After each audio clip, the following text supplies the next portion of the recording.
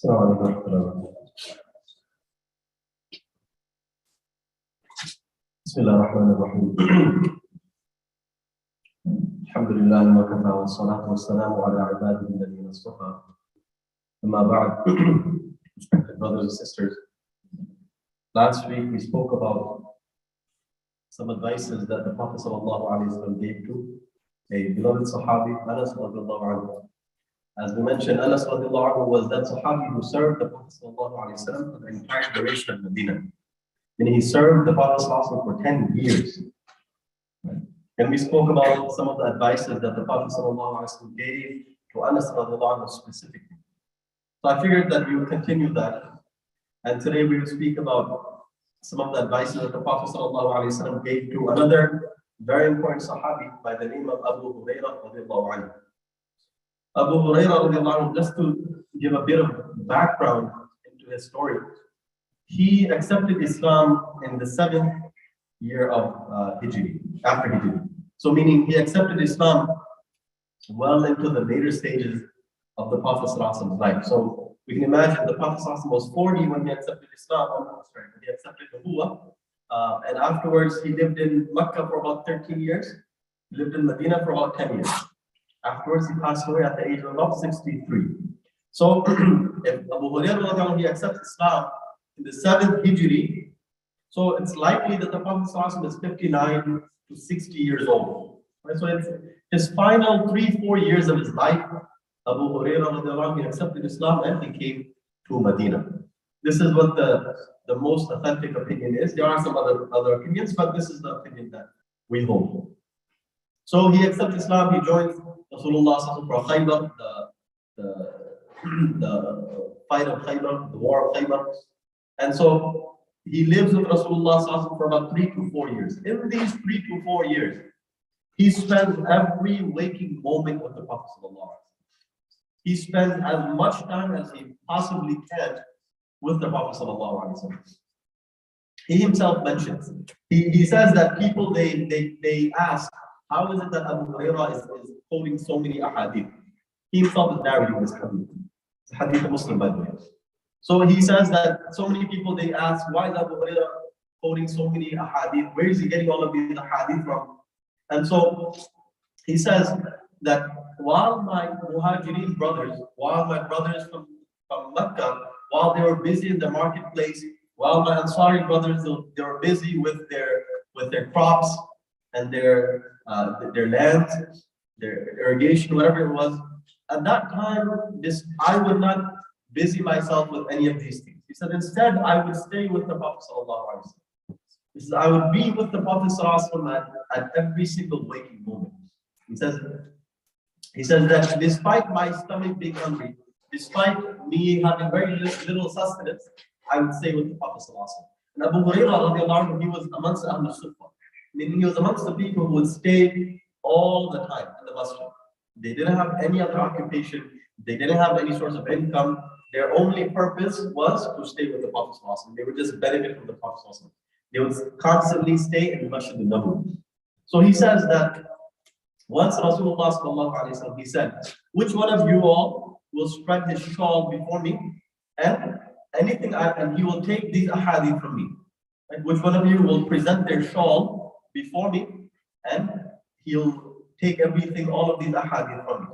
So he says that I spread out my shawl. He said, I spread out my shawl, and Rasulullah ﷺ, he put barakah or whatever he did, he took the shawl, whatever he did, and then Abu Hurairah took that shawl back and he wrapped it around himself. And he says that since that time that the Prophet ﷺ did that, I never forgot a single thing that the Prophet ﷺ said.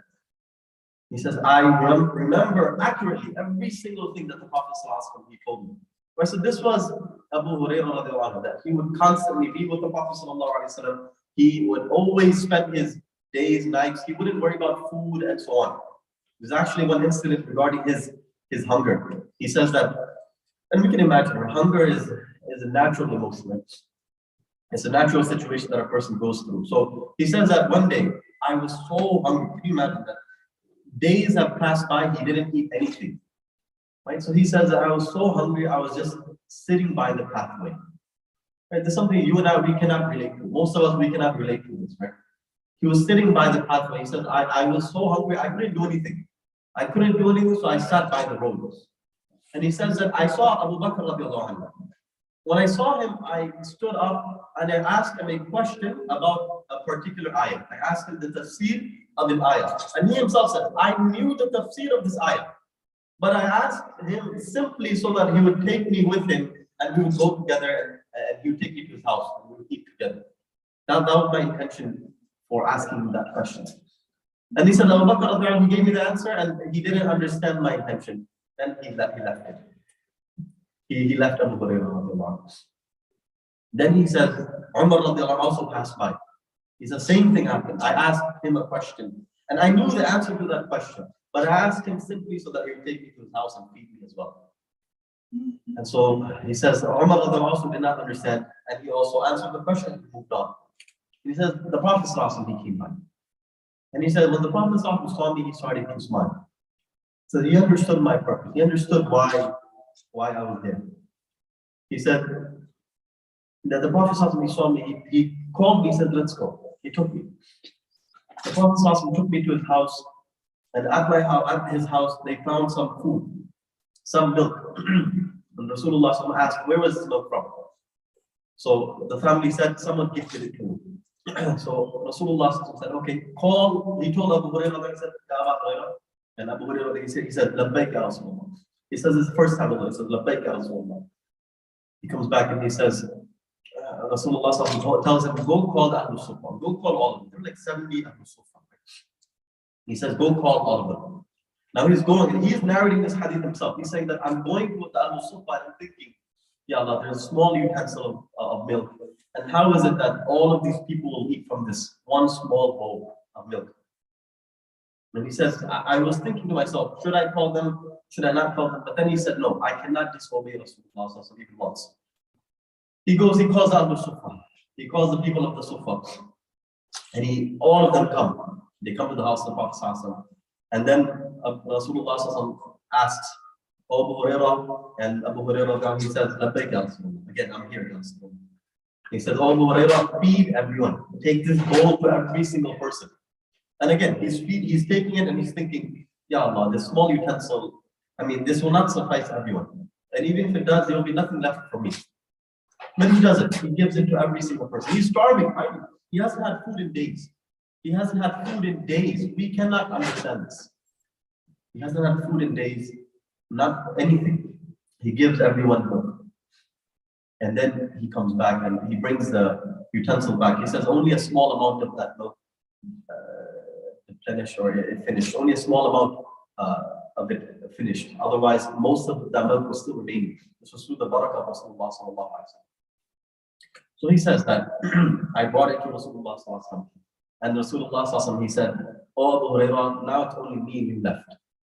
Only me and you left." And Abu Hurairah, he said, "Sadaq." He said, "You're right, only us. Everyone else ate. Everyone else drank from that milk." So he said, the Nabi sallallahu alaihi wasallam, he told him, "Now Abu Hurairah, you drink." And so he drinks. He finishes drinking. Rasulullah says, "Drink again." He drank again. He says, "Drink again." Repeatedly, the Prophet told him, "Drink, drink, drink, drink." And he kept drinking and drinking and drinking. And it wouldn't finish. And until he became so full, he said, "Ya Rasulullah, there's nothing. I have no space left in my body for this milk anymore." And then he says, then the Prophet takes it and he finishes it. Again, a small utensil, but all of the Ahlul Sufa, they were able to consume it. And Abu Hurairah was also able to consume it without anything depletion, without any of that milk finishing up. Then Rasulullah, he finished it. This was Abu Hurairah. He would constantly stay with the Prophet. He would be with the Prophet despite hunger, despite thirst, despite any and all trials. He would not go for business. He would just stay there with the Prophet. That's why he narrates the most number of ahadith. Of all of the 100,000 plus Sahaba, he narrates the most ahadith. Again, there are other Sahaba. Right? There are other Sahaba who are with the Prophet from the beginning. But he himself narrates more than 5,000 ahadith. The most from any Sahabi. More than 5,000 ahadith, he himself narrates. 5,374 to be almost exact. He narrates that many ahadith just by himself. He himself mentions that I had a mother, and my mother, she was not Muslim.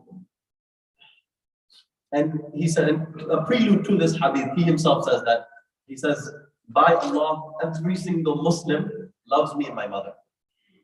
And so the people around him, they say, what do you mean? So he explained, he says that I had a mother and she was not Muslim.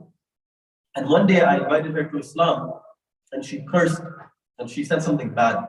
She said bad things about Allah and Islam. And so he says, this hurt me a lot. It hurt me that my mother, who I love so much, she's saying something bad about something which I love so much, which is Islam. So he says that I'm crying and I'm going to Rasulullah. Again, he's like 30 years old, right? He says, I'm crying and going to, he was about 28 when he accepted Islam.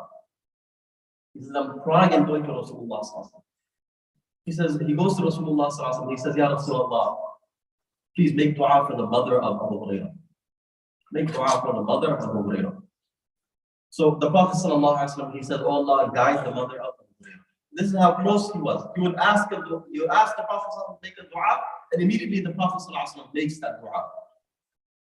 So he says, Ya Rasulullah, make the dua that Allah Ta'ala guides my mother, and he makes that dua. He says, oh Allah, guide the mother of Abu Hurairah. And now Abu Hurairah, he's running back. Now he's happy. He's crying tears of happiness. Right? And he's running back to see what's accepted first. Or what happens first? Will I reach the house of my mother, or will the dua of Rasulullah reach the house of my mother first? He runs back to his house. He knocks on the door. He hears water running. And his mother says, wait. And so eventually she opens the door. And immediately as she opens the door, she said, Ashhadu an la ilaha illallah wa ashhadu anna Muhammadan. Again, this is the same mother. A few moments ago, he left her. She cursed Islam. Same mother, because of the dua of Rasulullah, she accepts Islam. Now he's so happy. He's crying tears of happiness. He goes back to the Prophet ﷺ with his mother now. And he says, Ya Rasulullah, he's so happy. He says, Ya Rasulullah, make dua that I and my mother are the most beloved of the ummah. Make dua that we are beloved to every single ummati. And so he says, Ya Rasulullah, ud'u Allah an yuhabbibani ana wa ummi ila ibadihi al-mu'minin. Ya Rasulullah, make dua that Allah Ta'ala makes me and my mother beloved to all the Muslims. And so Rasulullah raises his hands, he makes dua. Allahumma habbib ubaydaka hadha wa ummahu ila ibadika al-mu'minin wa habbib ilayhim al-mu'minin. He said, Ya Allah, make this young servant of yours. Again, Abu Hurairah is about 30 years old. Ya Allah, make this young servant of yours and make his mother beloved to all the believers, and make all of the believers beloved to them as well. So this was how close Abu Hurairah was with the Prophet ﷺ, that he would instantly ask for a dua, not once, twice. Twice he asked him for a dua, and immediately the Prophet ﷺ responded and made that dua for him. This is how close he was. And again, this is only a couple of years. Only a couple of years he spent with the Prophet ﷺ. Yet he became so close. And that goes to show, right? How it doesn't matter. It matters about quality, not quantity, right? No matter how much time you spend with the person. But there are certain people that come into your lives for a short amount of time, and those people, they become very beloved, and they become very close to you, despite only a short amount of time.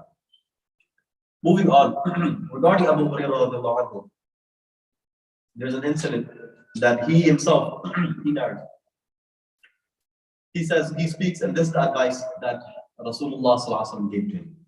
And he says, من يأخذ عني هؤلاء الكلمات فيعمل بهن أو يعلم من يعمل بهن. Rasulullah ﷺ, he says, who will take these few statements from me, and either he will act upon it, or he will tell others who will act upon it. So these are the few advices that I will share with you today. Just before that, I wanted to share his life story. And by the way, also, Abu Hurairah, the name is the father of cats, right? As many of us do know. Right? And his name, actual name was Abdul Rahman ibn Sakhr. Abdul Rahman ibn Sakhr. But he was called Abu Hurairah because he would love cats. He would love cats. And so one day, what happened was he had a cat with him. And at that time, they I mean, the people at that time, they would wear clothes that were very baggy. They were very baggy. Maybe those of you who were raised in the 90s, you know, like the style of baggy clothing and so on. But anyways, so at that time, they were wearing very baggy clothing. And so even like, for example, the overcoat that they had, it would be so wide. So even the sleeves were so wide that they would put books inside them. People would actually put books inside those sleeves. That's how big those sleeves were, right? And that was their essentially, bookshop, you can say, right? But that's how they would walk. They would walk with those huge, massive sleeves. Even if you see it nowadays, with the big overcoats that some of the Arabs they wear, it's pretty massive. It's very wide. And back then it was even wider. And of course, the people were bigger at that time as well. And so Abu Hurairah, once he had a cat inside that sleeve. And so therefore, he was given the nickname of Abu Hurairah. Also, sometimes the Prophet out of love, you call Abu Hir, Abu Hurairah, all similar, right? But his name was Abdurrahman ibn Sakhar. Moving on. So this Abdurrahman ibn Sakhar, he mentions that Rasulullah, he said, who will take these advices and either act upon it themselves or share with others. And so Abu Hurairah, he says, Ya Rasulullah, I will be that one person. Again, there are many Sahaba sitting there, but he says, I will take on that responsibility of either acting on it myself or telling others. So Rasulullah, he gives them 5 advices. And these are advices that literally should be inscribed in gold. All of the advices of the Prophet, but these specifically. He said, اتق المحارم تكن أعبد الناس. He says, stay away from haram things, you will be the greatest of worshippers. Stay away from haram, you will be the greatest of worshippers. My respected teacher, Maulana Ijaz, he's still alive, very senior, he's in Pakistan now. But anyway, so he would say that it's more important that you stop at a red light than you go at a green. It's more important that you stop at a red light than you go on a green. It's more important that you stop doing haram than you continue to do good deeds. And now, he's not saying that you stop doing good deeds. No one is saying that. You continue to do good deeds, but it's more important to stop doing bad deeds. It's like, for example, a container with a hole at the bottom, where the good deeds are just constantly piling up. You're doing a lot of good deeds. Yes, that's great, mashallah. Don't get me wrong. It's amazing. You continue to do good deeds. Don't ever stop. But at the same time, you also need to close that hole. You also need to stop doing whatever haram you're doing. And if you do this, you will be the greatest of worshippers. Why? Because even if you do a small amount, so now you have a hole at the bottom of that container, no matter how much you fill it, it will constantly empty out. But even if you were to plug that hole and then fill it with a small amount, you fill it with a small amount of grains or whatever, then that small amount will remain. And so therefore, it's better that you have a small amount than you have a large amount that keeps falling out. And so therefore, all of the sins, whatever types of sins, whether it's backbiting, whether it's harming other people, whether it's lying, whatever it may be, we should stay far away from it. And we need to close that door of sins, especially now as Ramadan is approaching. This is the last Jumu'ah before Ramadan. And so we have to understand that this Ramadan has to be this Ramadan needs to be the Ramadan of change for all of us. We must change our lives, especially in this Ramadan. Now, don't wait until Ramadan starts. Don't say that, you know what, I'll continue disobeying for the next 3-4 days and then I'll stop. No, we have to stop today. We must stop today in preparation for Ramadan. Whatever sins we're doing, whatever haram things we're doing, we need to get off of that. We need to wean off of it. Wean off of it. Scholars, they say, this is just some advice that, generally if you're able to stay away from something for 40 days, this is just some advice. I'm not saying specific numbers. I'm just saying. Scholars, they say that if you are able to stay away from something for 40 days, inshallah, you'll be able to stay away from it for good. Right? And this month of Ramadan, few days before, few days after, this is a good time to wean off of all of our sins. Whatever sins we have, or at least as much as we possibly can. As much as we possibly can, wean off of all of those sins. Whatever sins we have, we should try to stop them. Right? One by one, write down all of them. Ya Allah, I do this, I do that. I need to stop doing these things. So the first is you refrain from haram and you will be the greatest of worshippers. He says, وَرْضَ بِمَا قَسَمَ اللَّهُ لَكَ تَكُنْ أَغْنَى النَّاسِ. He says, be content with that which Allah Ta'ala has given you, you will be the richest of people. How many of us, we look at other people and we say, this person has a bigger house, this person has a better car, this person has this person has that. And we're never satisfied, right? We're never satisfied. And so therefore, you and I have to build this ability or this character of contentment, that I should be happy with whatever Allah Ta'ala is giving me. If Allah Ta'ala has given me whatever He has, and there's a hadith Rasulullah Sallallahu Alaihi Wasallam, he says that the one who wakes up in the morning, mu'afan fi jasadihi, right? The one who wakes up in the morning healthy, safe, and he has 1 day's worth of food. عنده قوت يومه. He has 1 day's worth of food. فكأنما حيزت له الدنيا. It's as if the entire dunya is presented before him. Again, 3 things. You wake up in the morning healthy, safe, and you have 1 day worth of food. It's as if the entire world is presented before you. But we are not satisfied. We're constantly looking for more. We need to be content with whatever Allah Ta'ala gives us. If Allah Ta'ala, again, in terms of dunya, we always need to look at those people who are less fortunate than us. There are many more people who are less fortunate than us. In comparison to those people who are doing much better than us, there are many more people who are less fortunate than us. So we need to look at those people in terms of dunya. In terms of akhirah, we always look at those people who are doing more.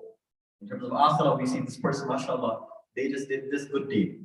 MashaAllah, we should support it. I should do more. MashaAllah, he's praying all of his salawat in the masjid. I should also do that. Or MashaAllah, he's donated this much. I should donate more. And so on. As on the other hand, in terms of dunya, we always look at those people who are less fortunate than us. Moving on. The third, وَأَحْسِنْ إِلَى جَارِكَ تَكُنْ مُؤْمِنًا. Be kind to your neighbors, and you will be the best of believers. This is the simple teachings of our religion. That if each person can take care of our neighbors, then inshallah, we will be the greatest of role models to them. Right? Whenever they see anything bad happening on the news, wherever it may be, they'll say, no, Muslims are not like this. Why? Because my neighbor, he's a great Muslim. He's a great human being. He's a great person. So I know that Muslims are not all like this. Why? Because my neighbor is a great representative of Islam. Anyway, moving on. The fourth, وَأَحِبَّ لِلنَّاسِ مَا تُحِبُّ لِنَفْسِكَ. He says, love for others what you love for yourself. Again, simple concepts. Right? If you do this, you will be a true Muslim. You love for others what you love for yourself. Whatever you wish that Allah Ta'ala gives to you, you give that to others. Right? You wish for others what you wish for yourself. You want Allah Ta'ala to be kind to you, you should be kind to others. You want Allah Ta'ala to forgive you, you should forgive others. And so on. This is, of course, this one hadith in itself can take the full half hour. And finally, he says, وَلَا تُكْثِرِ الضِّحْكَ فَإِنَّ كَثْرَةَ الضِّحْكِ تُمِيتُ الْقَلْبَ. Or ضحك. He ends, he says that don't laugh too much. Don't laugh too much, for verily laughing too much destroys or kills the heart. Laughing excessively kills the heart. And this is the reality, right? We find people nowadays, we find people constantly, we're always looking for amusement. Right? We're always looking for entertainment. If something is entertaining, then we watch it. If something is entertaining, then we listen to it. If the lecture doesn't have a bunch of jokes, it's not that funny, it's not that nice. It wasn't a good lecture. It was pretty boring. Right? And this is how you and I will react. And if we find something entertaining, then we do it. Same thing, we find now, we find people now even making jokes and mocking Islam. We find people making jokes about Islam. We find people, comedians, quote unquote comedians, not really fun for guys, right? But quote unquote comedians making fun of Islam. Muslim comedians making fun of Islam. Again, the objective of Islam, again, you make fun of whatever else you want. You mock whatever else you want, but don't make fun of my religion. Don't make fun of my deen. Make fun of whoever you want. Make fun of yourself, make fun of your mother, make fun of your father. Don't make fun of our religion. Please. Right? That's the reality. Unfortunately, we find many people mocking the religion, speaking. And I always mention this one incident. I remember one Muslim comedian, and I was taken to this as it was a fundraiser. And one Muslim comedian, she went up and she was talking about, her quote, exactly what her words were. I will spend a semester in hell if I need to. I will spend a semester in hell if I need to. These were her almost exact words. And I remember, I thought to myself, how can someone say something like this? How can you dare joke about going to Jahannam. How can you joke about that? Like, it's such a serious issue, and you're joking about going to Jahannam. So yes, you joke around. Again, Islam is not against making jokes and so on, right? The Prophet ﷺ himself made jokes. The Prophet ﷺ himself was very jovial. He was very happy. He would also make people smile and laugh. But at the same time, going back, we shouldn't make it our life's purpose that I will constantly be laughing, I will constantly be happy, or not happy, I will constantly be laughing myself and making other people laugh. That's not the objective of life. The objective of life, we have much more higher aspirations. We should have higher aspirations. Right? That we should be doing things that will benefit us and that will benefit others as well. Right? So the Prophet ﷺ himself also cracked a few jokes, but that wasn't the purpose of his life. Similarly, you and I, we also shouldn't laugh so much. We should also remember, there's a hadith of the Prophet ﷺ, he says that, remember death, for verily death is the thing which kills all laughter, it kills all joy. Right? You and I, we need to remember death more often. We find people passing away every day in different places, different parts of the world, subhanAllah, even in our own communities, we find people passing away. And so this should serve as a reminder for us that I should live a life in preparation for the akhirah. And these advices of the Prophet ﷺ to Abu Hurairah, I'll repeat them once quickly, and then we'll move on. He says that, stay away from haram, and you will be the greatest of worshippers. Be content with whatever Allah Ta'ala has given you, and you'll be the richest of people, and be good to your neighbors, and you'll be a good mu'min, or you'll be a true mu'min, and also love for others, love for humanity. Right? This is humanity, right? Not only Muslims, but also humanity. Love for humanity, whatever you love for yourself. When you donate, especially for example, to the relief efforts of Turkey, Syria, or other places, when you donate, you should donate the things that you wish you could receive as well. Right? So you love for others, or you would wish for yourself. And lastly, don't laugh too much. For laughing, it kills the heart, right? It destroys the heart.